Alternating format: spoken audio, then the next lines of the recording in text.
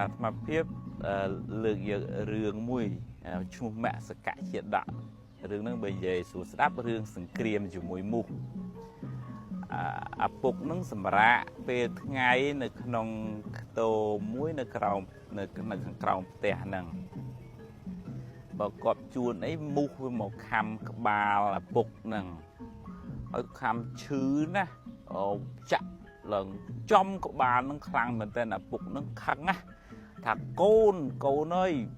មកវាយមូសឲ្យឪតិចវាខំឪហ្នឹងដូចលំពេងចាក់ក្បាលឪចឹងហើយកូនហ្នឹងហេតុតែចង់ជួយឪហើយខឹងនឹងមូសនឹងផងស្រាប់តែយកប្រថៅមកដាក់ក្បាលឪនឹងភូសស្លាប់ឪនឹងទៅហ្នឹងអាមូសហ្នឹងវាមានងាប់អីមកងាប់ឪនេះវិញហ្នឹងរឿងហ្នឹងបជាដកហ្នឹងខ្លីប៉ុណ្ណឹងឯងគាត់តែចង់សរុបមកវិញថាកូនហ្នឹងមានចិត្តល្អដែរចង់ជួយឪប៉ុន្តែល្ងងដល់ពេលល្ងងវាទៅជាអន្តរាយដល់ឪពុកនឹងវិញឪពុកនឹងខ្សែគប់កូនហ្នឹងប៉ុន្តែកូនហ្នឹងជាកូនខ្វះបញ្ញាល្ងងធ្វើឲ្យអន្តរាយដល់ខ្លួនខ្ញុំគណៈអាត្មាភាពគ្រាន់តែទាញសរុបជា2ចំណុចមកវិញគឺថាមួយអ្នកដែលជួយអ្នកដទៃហ្នឹងប៉ុន្តែខ្វះបញ្ញាវាធ្វើឲ្យអ្នកទទួលបំណងល្អរបស់យើងហ្នឹងទៅជាអន្តរាយដល់អ្នកទទួលនោះទៅវិញអាហ្នឹងវាឧបមាដូចជាថាយើងទៅជួយចោលដែលកំពុងតែវាយគេវាយអញ្ចឹងណាយើងមានចិត្តករណាចង់ជួយឯងប៉ុន្តែដល់ពេលយើងទៅជួយពេលហ្នឹងគេគិតថាយើងហ្នឹងជា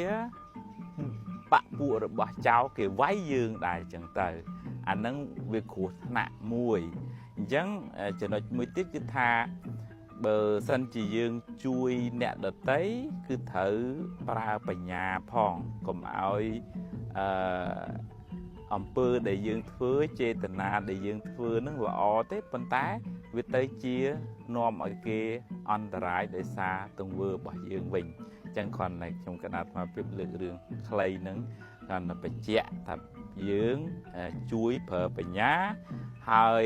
ការសែបគប់ហ្នឹងគឺត្រូវតែយើងសែបគប់មនុស្សណាដែលអាចជួយយើងឲ្យចម្រុងចម្រើន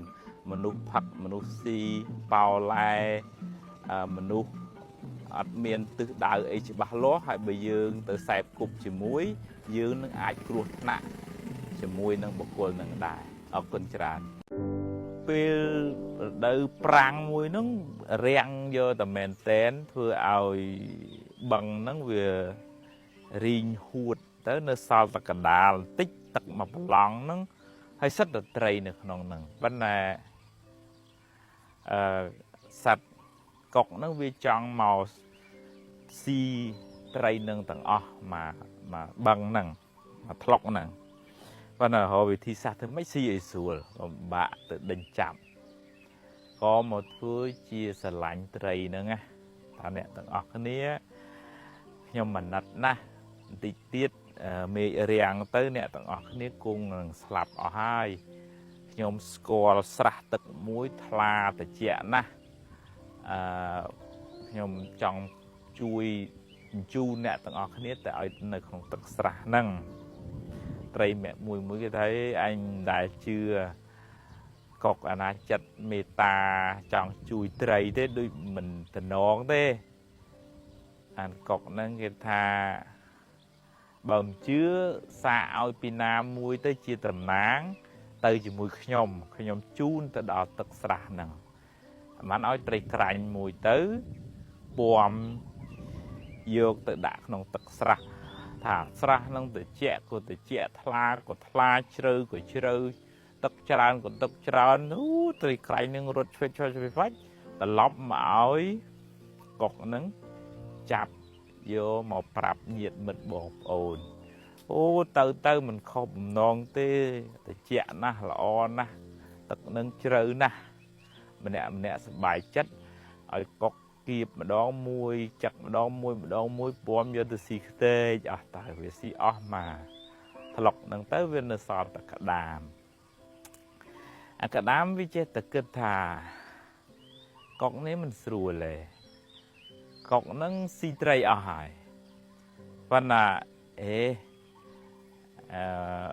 កុកហ្នឹងវាមកវាបបួលក្ដាមទៅទៀតក្ដាមហ្នឹងគិតថាឥឡូវចេះបងកុកឯងពិបាកចាក់ខ្ញុំហ៎ចឹងខ្ញុំសុកចិត្តទៅជាមួយប៉ុន្តែខ្ញុំសុកចិត្តគៀបកកបងកុកឯងទៅគៀបខ្ញុំហ្នឹងកុកហ្នឹងក៏ព្រមនាំក្ដាមហ្នឹងទៅដល់វាមិនមែនទៅចុះក្នុងស្រះណាទៅឡើងលើដើមឈើក្ដាមសួរមិនបាននាំខ្ញុំមកដើមឈើវិញកុកក៏ថាថ្ងៃមិនដឹងទេអញស៊ីត្រីអស់ហើយហ្នឹងស៊ីឡើងយូរអស់មកថ្លុកហ្នឹងត្រីហ្នឹងវាល្ងងពេកក្ដាមទៅថាអ្នកឯងចង់ស៊ីខ្ញុំទៀតណាស៊ីបានណាខ្ញុំគៀប